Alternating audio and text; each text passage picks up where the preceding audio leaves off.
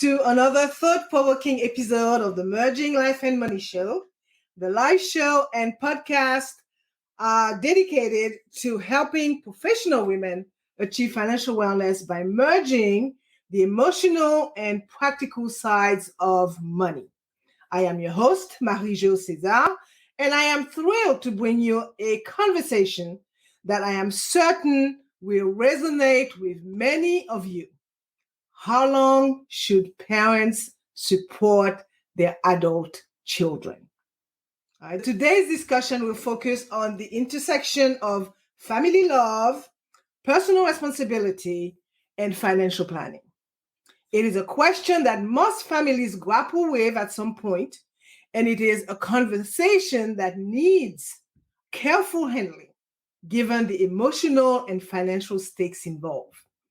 So to help us with this, sometimes I would say touchy subject, we are privileged to have certified financial planner and partner at Archer Investment Management, Emily Rassam. Welcome, Emily. Emily will provide us with an in-depth perspective on this somewhat sensitive topic.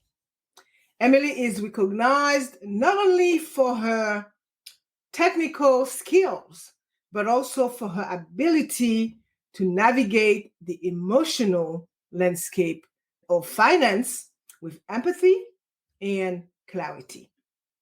So in this conversation, she will share insights into finding a balance between providing financial support to adult children and encourage their independence.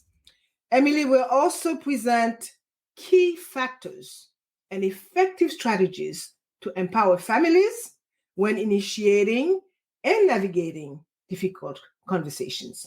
So sit back, grab a cup of your favorite beverage, I have mine, and join us as we explore this very important topic that we don't want to talk about with our esteemed guest, Emily Rassam. So if you are tuning in from iTunes, Spotify, Google Podcasts, iHeartRadio, or any other major podcast platform, thank you for being here today. I am delighted to have you. So without further ado, let's dive into the heart of the matter. We will be focusing on 3 how-tos, I call them. And they are how supporting adult children requires a comprehensive financial plan, how healthy boundaries and communication are key for successful support, and how incorporating money lessons into the support provided prevents dependency and real expectations. So here you have it. We are in for a treat. So, Emily, my first question to you is, can you explain the importance of a comprehensive financial plan when supporting adult children? Yeah, absolutely. And regardless of the scenario, I think everybody really should be looking at their finances in a longer term view. And rather than focusing on this month or next month, it's really understanding how everything impacts really the next few decades for you. And a financial plan will do that. It's important for anybody to do that process, but especially for somebody who might have the need to support adult children for a period of time, it's really important for that person to really understand their own finances very well. And so the process of building that comprehensive financial plan is looking at current cash flows, so money coming in, money going out, and projecting everything over a long period of time to make sure that all of the future goals, long-term goals, are going to be met. So we want to make sure with all of our clients that they're going to be able to retire when they want to, have the lifestyle that they desire, have some of those intermediate goals, potentially home improvements and vacations and car purchases and all the things in between. We don't want to compromise that person's potential financial plan. So it's really good to know, really at a baseline, if what you're doing right now from a saving and spending perspective is leading you to be able to achieve all of the goals that you want to hit for yourself and for your family, before deciding how much is really there and available to then support adult children or really do anything else. So really start with that.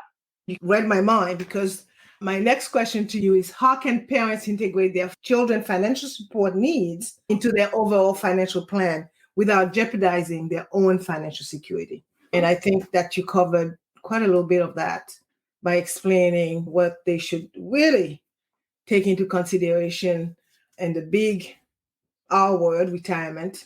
Because I remember Susie Orman saying that your kids will get a chance at a scholarship for their studies. However, you will not get a scholarship for retirement. So this really stuck with me. As a result, it's always very important that you take care of yourself first. As they show you in the plane, put your mask on first and then help somebody else. So that's quite telling. So you preempted the answers to those questions. So my next question to you will be, what steps should parents take to ensure that they maintain financial balance while supporting their adult children? So when they build that comprehensive plan, what we then do is to plug in some of those what if scenarios. So what if I supported my children in a certain way towards college or their first house or for their wedding, or if it's just that monthly maintenance support? We want to know, how does that look? And if you choose to do that, what might that take away? So either you might have the surplus to do that, and that's fine. But we also want to know, potentially, by choosing to do this, so by choosing to fully support college or pay for this down payment on the house or the wedding or this maintenance, how does that impact or take away from the other potential goals? How does that change that retirement plan scenario and your ability to do everything else along the way? So I think sometimes just laying that all out, and then when we build that in a financial plan, there are different buttons and levers that we can hit that says, okay, yes, we do support or we don't, or we support maybe a little bit less than maybe what we were maybe thinking we might do. How does that look? And so we can run a plan side by side and see, how does the plan look with that support and how does it look without it? I really do feel that sometimes the numbers speak for themselves. So it's really hard because sometimes people just want that quick answer from me of, should I do this or can I do this? They expect you to have the answer. They expect you to have the answer. Yeah. And it depends, right? Because I know. only they know what they're willing to sacrifice with their own goals in order to make that happen. And it's just basically, and it's funny because I have a toddler. I've been trained to speak to him in the same way. By choosing this, you're also choosing this. And so by choosing not put your shoes on, you're choosing to not go outside. Yeah. And there's always a reaction to an action, right? Yeah. So it's showing that scenario. And very often clients then are able to then see long term what that impact looks like. And I think that's really the important part, because it's not just looking at next month, what's our inflow and outflow and how much surplus might we have. It's, how does this impact me in a long kind of range plan? Always. Whilst it's appeared to be simple, it's not always the case, because in my experience, I found that people see financial plan, or whatever you want to call it, budget, as a constraint rather than a tool, allowing them and giving them carte blanche to spend money, the money that they have, in a way that they would like to do it, taking into consideration, particularly the long-term view. So I'm totally in agreement with you on that when it comes to having financial plan. And it's all about being prepared and being proactive and telling your money where to go, but then finding out where it went. So that's it. So thank you so much for that, Emily. So let's talk about boundaries and communication. So could you provide us with some insight into the role that they play in this process? Yeah, great question. And the personality dynamics in each family are different, and the backgrounds are a little bit different too. But what I have found is that for a lot of folks that do choose to support their adult children, they have open communication and conversation around it. So I think the most detrimental thing is to just blindly support for an indefinite amount of time without a discussion around it. And so a lot of clients that do provide support will sit down with their children and say, let's look at your budget. let's look at your inflows and outflows. So we want to have first the parents have an understanding of their own situation, but also have an understanding of the child's situation so that they know how much should I support based on this child's first job. Maybe it's in a more expensive city. And after 6 months or 1 year or 3 years, the growth trajectory on that job might be in a way that will allow that child to support themselves. And I think it's very important for the adult children to be taught about budgeting and understanding monthly surpluses and deficits and making smart decisions about each of the areas of their budget. And then understanding from their parents that, they're going to support to the level of maybe just closing that gap so that they're not at a deficit for a period of time while they're getting ramped up. But there's an expectation that we're supporting you because we know that you have a path that you are on. And let's talk openly about when that occurs. So as you get raises and as you move forward, as you have different opportunities within your career set, that support is then slowly pulled back because they're having regular communication about the budget and open dialogue about what's potentially needed. Yeah. Thank you for that. And I hear you, and we are on the same page. We don't have any issues talking about money. However, this is not the case for the majority of parents. Based on your experience, how can parents initiate this conversation about financial support and boundaries with their adult children? And I have this say here because my kids are adults, right? And I recall when they went away to college, and I lived in Bermuda then, so they had to go away to school. And I told them, okay, guys, you are living as a student. You will be coming back here as a guest. So don't expect to be hanging around for too long after that. However, the whole mommy help and all this get into the weird, and it doesn't always work like this. And as a parent, it's not always that simple. We have these emotions and we want to help our kids. We want our kids to be better than who we are now, etc. So again, how can parents initiate this conversation without that emotional stress attached to it? Yeah, so there's a couple of different ways to attack this. So if the parent is not comfortable initiating that conversation or unsure of really how to approach that conversation, I do have clients that loop me in. Right after this, I'm going to be speaking with one of my clients' 21-year-old daughters just about the financial foundations and setting a budget and enrolling in her benefits because she's going to be graduating school and starting with her first job. And they felt that hearing it from somebody else might land with her a little bit differently. So potentially involving that third party in that conversation can be helpful. I also have had clients who have had their children basically identify what the problem is and propose the solution. And so the child is basically saying, this is my scenario as I understand it. And the child has to come up with what their budget is, what that deficit is, what the need might be, and for how long, and then create a proposal to go to their parents. So in that situation, it's more of a lesson. And the word I always think of it is this process, regardless of who's working together on that, is it needs to be collaboration. So it needs to be a collaborative conversation. Yeah. And I think that when you involve the child in coming up with a solution, it helps them to understand what the issue is altogether. And so I also don't think that we necessarily need to, at the beginning, set the exact end date to say, okay, you're 26, you're going to come off our health insurance and car insurance and all of that, because we don't know where they're going to be. I think that it works really well if it's our expectation is that we're going to have these conversations quarterly or twice a year. You're going to come to us with the budget and the scenario, and we're going to talk through it and really determine what's needed for this next period of time and take it chunk by chunk.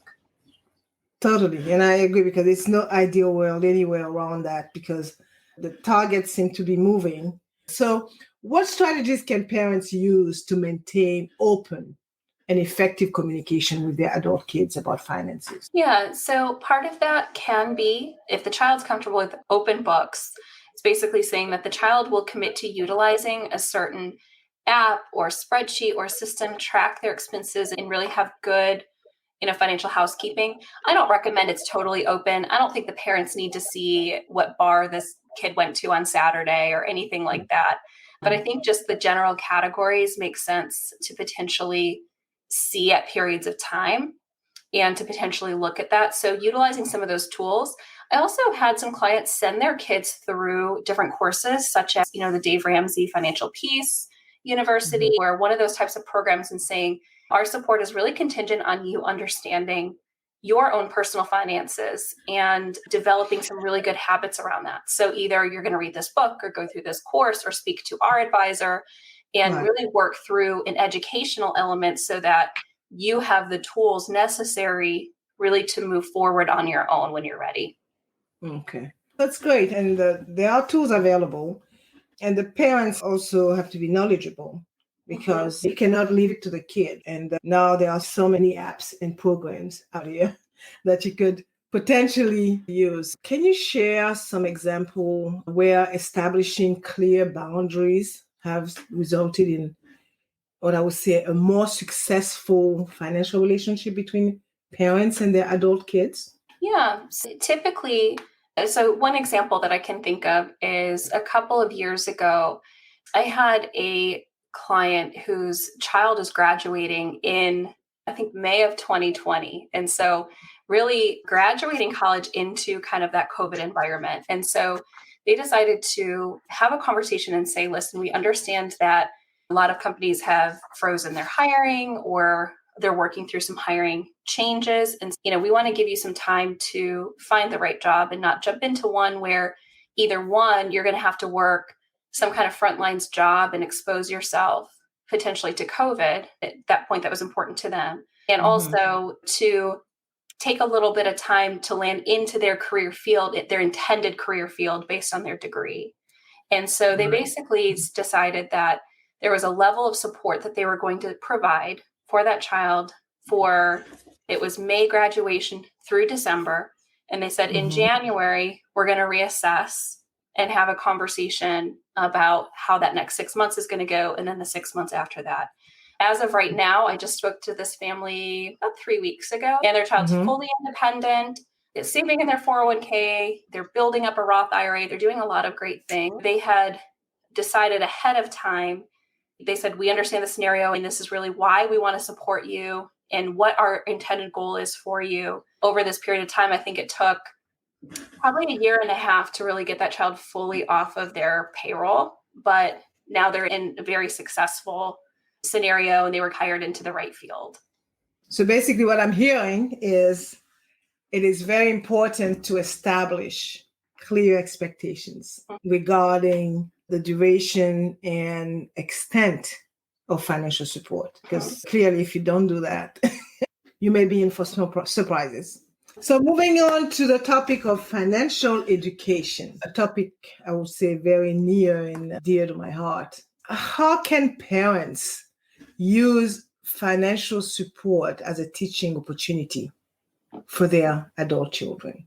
Yeah, and I think that the teaching is really in that budget creation. I know I keep bringing it back to the budget, but I think that that's a topic that I cover with everybody, regardless of their age or life stage, is really getting a good understanding of inflows and outflows, and then making decisions with what to do with the surplus or planning ahead for what's going to happen with the deficit. Part of that is teaching some of that forecasting. For a lot of people, budgeting is really just tracking what's already happened and saying, these are the past few months and this is what I spent. But to me, it's really more of a spending plan and coming up with, what am I expecting to happen next month and the month after that? What are the inflows and outflows? So when the part of the inflow is probably income, right? So if a child's receiving support, they might have some kind of part-time income, or maybe they're not fully employed yet. But part of that inflow is that support that's coming in from their parent. We just treat that as an income inflow to build up that projection. So I think a lot of it is just having them practice those different types of qualities. The other types of lessons that I think are really important to learn, I love talking to my clients' children about time value of money and compounding interest and kind of growing that. A few weeks ago, I had an evening appointment where I talked to a 13-year-old and 15-year-old children of my clients. And they projected me up on their big TV in their living room, and the four of them sat on the couch.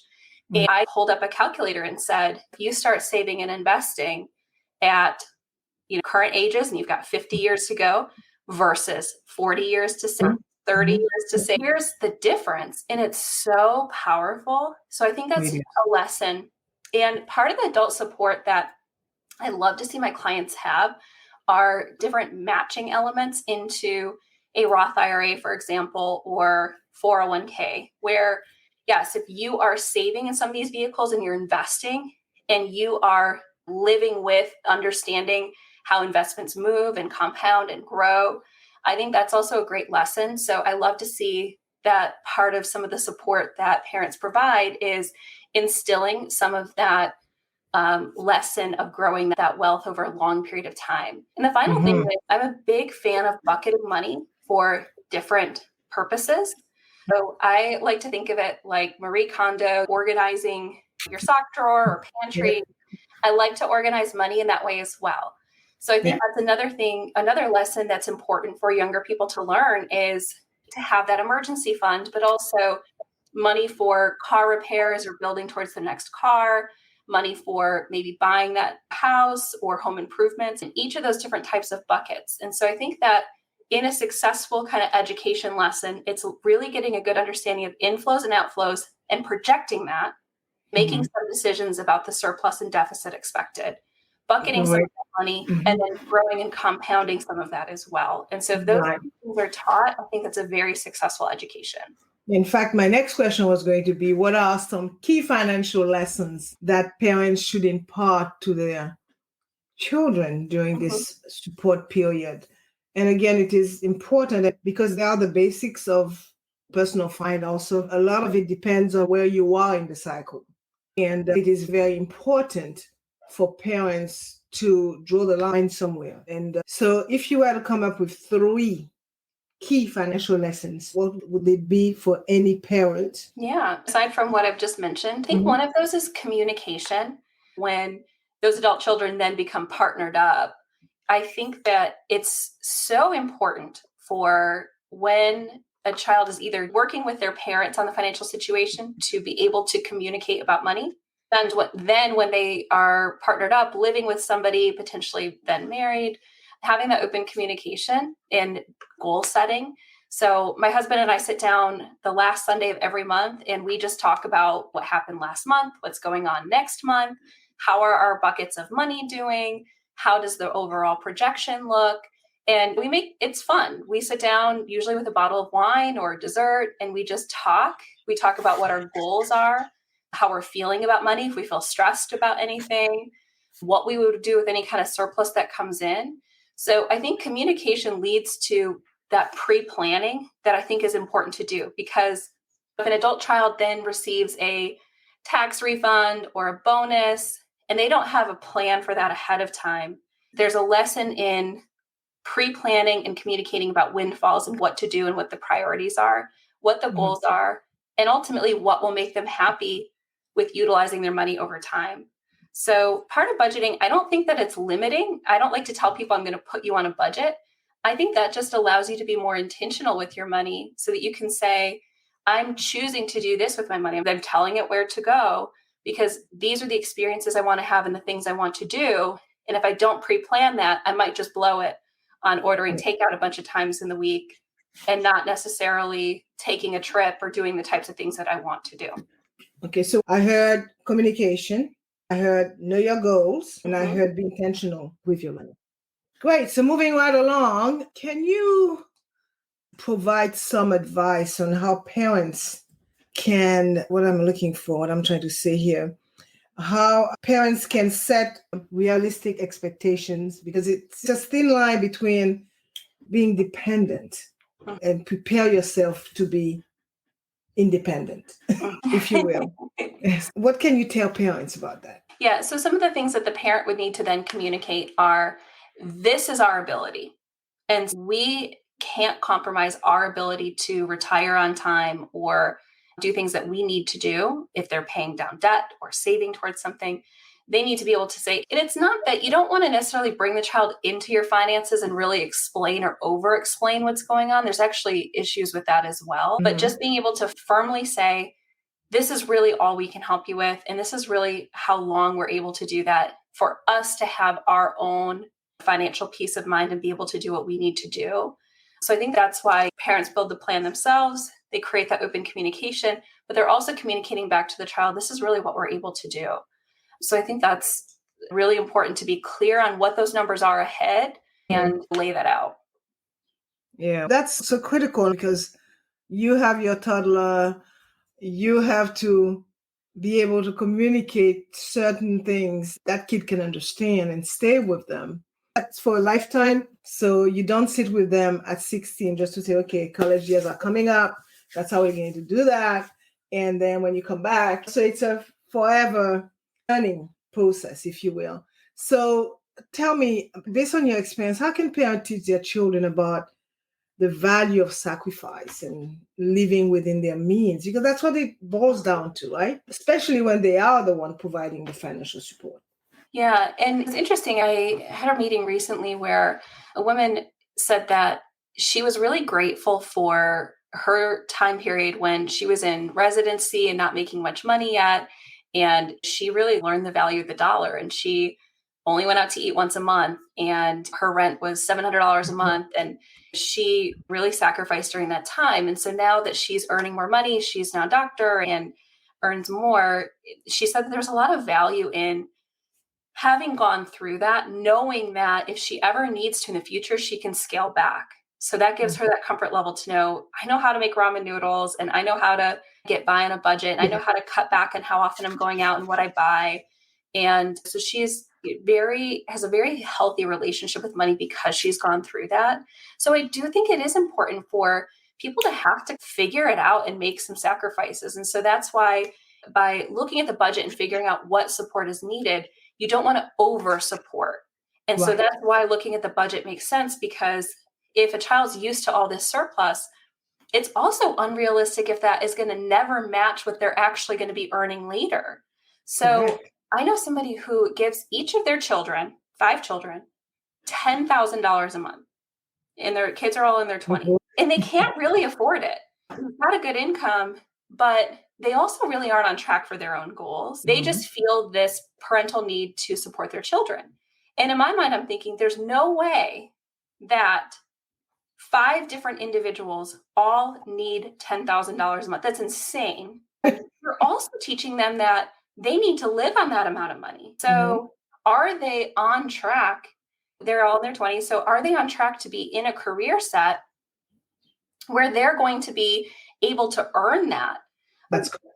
Yeah. So I also think that you're also building them up to a lot of financial issues in the future from money status perspective, feeling like now they can afford to go buy whatever they want, designer clothes, nice car, and they're going to have to take a big step back. So I think it's really important to understand what the earning potential is going to be. And I think a really good college consultant can be a really good starting point before the kids even go to school, because a college consultant typically will be able to talk about how do we get through school with lower loans, get into the right school, position yourself well, scholarships. But also they tend to help them calculate how long do you need to work for free in order to pay back your loans? Are you paying a lot of money for a degree where you're not going to earn a lot? And are you going to have to work for 7, 8, 10 years before you've broken even on that investment in your education? So I think some of that communication can start. That's a really big decision that then sometimes creates a lot of this then adult need trajectory. I fully support people hiring a college consultant to really begin some of this conversation and really prevent some of the big issues that people come out of school with at 22 with big loans and lower job prospects. Correct. And to which is on when it comes to that, they certainly need to know and understand how money is earned. And once you have it, how to use it. Very quickly, what are some common mistakes based on your trajectory that parents make when financially supporting their adult children, and how can they be avoided? Yeah, I'll never forget somebody I know that he was working still at 71 years old and supporting two children who were in their, and he wanted to be able to retire, but just had continued supporting his kids when they were in their 20s and 30s, now 40s. And there's just no end in sight. And so he was just in despair about how long he let all of this go, and then feeling like he couldn't retire. And it was clear to me that the kids probably had no idea that he's choosing to work and has to work to continue supporting them, and that he's not financially on track for his own goals because of that. And to me, I only came into the scenario after these couple decades of support that have gone on way too long. And that's why I do think that I don't want to set any kind of time limit, because every situation is so unique. But I do really feel that by the time the kid is probably 25, 26, 27, that support really probably should be coming down, unless they're in residency and earning almost nothing, but there's going to be some income. And so some of those factors certainly play a role. But I think that really getting them through those early and into the mid-20s is usually appropriate. And if your 40-something-year-old kids still need your support, you still have to work at 71, now it's a much tougher conversation that needs to happen. I guess it would be based on what they're studying, how long they're going to be studying for, and all of that. But as you said in your topic about boundaries, you got to establish those boundaries. And they don't need to be rigid, but certainly conversation must be had on a regular basis to make sure that then you don't have someone like your client here, 71, working basically to support their kids. It comes a point where, okay, I'm working to enjoy life after I did whatever I had to do.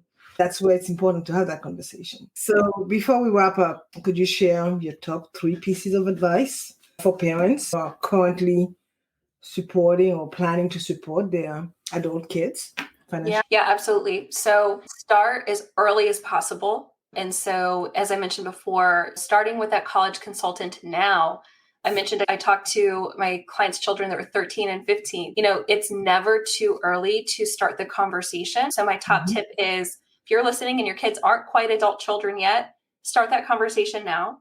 The second one is get your own house in order, get your finances in order so that you are not blindly supporting without understanding the impact on your own finances. Have that projection done of your own finances and make those decisions that way. And then the third one is, don't be afraid to bring in a third party to help support that conversation. So bringing it to your current advisor or a new advisor to say, can you lay out this scenario for all of us? Because we can't seem to have good conversation or communication. We feel that we need to collaborate with a professional who can then help us through this conversation as well. Yeah, great advice. Great advice. I could tell you that. That is excellent. And it is difficult, okay? Talking about money is not something that comes naturally, unfortunately. And the mere idea of thinking of bringing a third party could be a bone of contention with a lot of parents, okay? And I think it's a generational issue as well. I guess Gen Xers and millennial parents are probably more open to the conversation. But I'm looking at my generation. I'm a boomer. And I could tell you, excuse me, no, we're not bringing anybody. We need to sort that out ourselves. So again, it's cultural and it's generational. So this was really good info. This brings us to the end of another enlightening episode of the Merging Life and Money Show. So today's conversation has underscored 3, in my view, critical aspects of supporting adult children financially. First, we've learned about the paramount importance of having a comprehensive financial plan. This acts as a roadmap, I would say, enabling us to understand all our goals and how supporting adult children fits into the broader financial picture. Second, Emily really highlighted the importance of boundaries and communication, because understanding your child's situation allows you to gauge how much support is needed and for how long. And it helps to strike a balance making sure that support does not become a crutch, but rather a stepping stone toward their financial independence. And lastly, we dove into the necessity of creating money lessons around the support provided. So we learned that there is potential harm in offering excessive support without education, like the 71-year-old person still working just to keep their kids okay. And that is vital to set realistic expectations and teach our children about the value of sacrifice and living within their means, okay? We hope that this conversation has been as valuable for you as it has been for me. Can't believe supporting 5 kids at 10 grand a month. That's crazy. These insights from Emily can truly change how we approach the financial dynamics within our families. So keep talking about money. So, Emily, I'm sure many of our listeners are eager to learn more from you and possibly engage your services. So could you kindly share the best way for our audience to reach out to you? Yeah, absolutely. So I'm very active on LinkedIn. So I believe my LinkedIn bio information will be shared through the show. I share tips almost every single day, from tax planning to estate planning to really money mindset and emotional aspects about money. So if you want to get a better understanding of kind of how I work with clients and things that I talk about, that's a great place to start. If you'd like to talk to me further, certainly email is a great way to reach me. And I'm at Emily at And I have Emily's information streaming at the bottom of the screen. Sorry, continue. Yeah. So email is great place to start. And really, it's just an introductory conversation. Usually I talk to you for 10 or 15 minutes and figure out what you need, what you're looking for, if we're a fit to work together, and really no pressure, no stress conversation. Yes, great. And as my listeners know, I like to end my show with a quote. And today I chose a quote from an unknown author, and it resonated with me. And it reads, "Investing in your child's education does not mean solving their problems for them. It means giving them the tools to solve their own problems." Before signing off, we have a few calls to action for you. This was an interesting conversation, so we got to leverage it. So make sure to share this episode with some family members who might be grappling with the question of how long parents should support their adult children. And if you have any questions or thoughts from today's episode, do not hesitate to reach out to us. Reach out to Emily, reach out to me, and you could send us a message via our website, our social media channels. And lastly, don't forget to subscribe to the Merging Life and Money Show so you don't miss out on future episodes where I continue to explore the fascinating intersection of life and finance. So thank you, Emily, once again. And thank you, listeners and followers, for tuning in as we look forward to bringing you more insightful conversations covering a wide range of financial wellness topics in our upcoming episodes. So I will see you next week, Thursday at 7 p.m. Pacific Standard Time. I'm just making sure everybody catch me on 8 p.m. Mountain Time, 9 p.m. Central Time, 10 p.m. Eastern Time, and 11 p.m. Atlantic Time. I always like to take care of my Bermuda peeps over there. And of course, my Australian friends, this will be noon Friday for you guys. Thank you for being here today on the Merging Life and Money Show. And to stay connected, be sure to follow me and make sure to follow Emily as well on social media and subscribe to our podcast. And let's continue our journey to financial wellness and success. I am your host, Marie-Jo César. I will be back again next week. Until then, continue merging life and money. Bye for now.